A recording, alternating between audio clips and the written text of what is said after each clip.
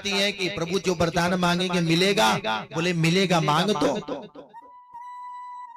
तो कुंती ने कहा कि प्रभु कि देना है तो हमको यही दे दिए। विपदो नैव विपदः संपदो नैव संपदः विपद नारायण स्मृति संपन्न नारायण स्मृति। कार्तिक के प्रभु देना है तो हमारे झोली में यही दे दी, विपत्ति पे विपत्ति, मुसीबत पे मुसीबत दे दो। भगवान ने कहा क्यों रे बुआ, दुख से तेरा पेट नहीं भरा?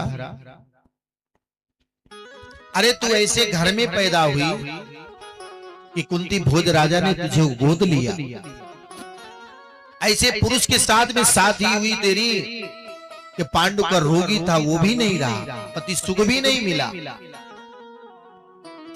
रही बच्चों की, उनके सुख के लिए तो परिवार में दुश्मन बैठे हुए थे। तेरे बच्चे को जहर दिया गया, तेरे पुत्र वधू को कितना अपमानित किया सभा में, फिर भी तेरा दुख से पेट नहीं भरा। तो उन्होंने कहा, कुंती ने बड़े भाव से कहा कि प्रभु जब हमारे जीवन पे मुसीबत पड़ा तब आप बने रहे। यहाँ पे एक बात और बोले, आज तो तुम्हारा पुत्र जो चक्रवर्ती सम्राट बन चुका है, अब तो तुमको सुख ही सुख है, इसलिए हमको अब जाना चाहिए यहाँ से। इसी बात पे उन्होंने वरदान मांगा। बोले प्रभु जब हमारे पास दुख बना हुआ था तब आप बने थे, आज जब सुख आया तो आप जाने का नाम ले रहे हैं। प्रभु यदि दुख बने रहने से ही आप बने रहते हैं तो प्रभु हमारे पास दुख ही बना रहे, जिसके कारण से आप बने रहेंगे। अगर सुख आने से आप नहीं है तो हमको ये सुख नहीं चाहिए। तो भगवान ने कहा कि बुआ हमारी झोली में ये वरदान है ही नहीं है। तो उन्होंने कहा कि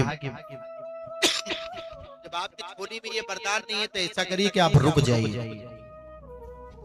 तो भगवान द्वारिकानाथ रुक गए, नहीं गए। तो उन्होंने सोचा अब हम इनको समझाएं कैसे। जब कोई बात के लिए समझाते हैं युधिष्ठिर महाराज जी को, पांडवों को, युधिष्ठिर सोचते हैं कि हमारे मामा का लड़का है, छोटा भैया हमारा समझा रहा है। अब भक्ता भूल गई यहाँ पे कि भगवान है। तो भगवान ने सोचा कि इनके तो भाव ही बदल गए। तो बोले यही बात अगर किसी दाढ़ी वाले से कहाया जाए तो इनके बात समझ में आएगी। तो द्वारिकानाथ सोचे कि अभी हमको कोई दाढ़ी वाले से उपदेश दिलवाएं तो समझ में आएगा। उसी बीच में सुभद्रा के भी संतान हो चुकी है। सुभद्रा का पुत्र हुआ, उसका नाम है विष्णुराज। सभा में जाया करता है, बैठता है,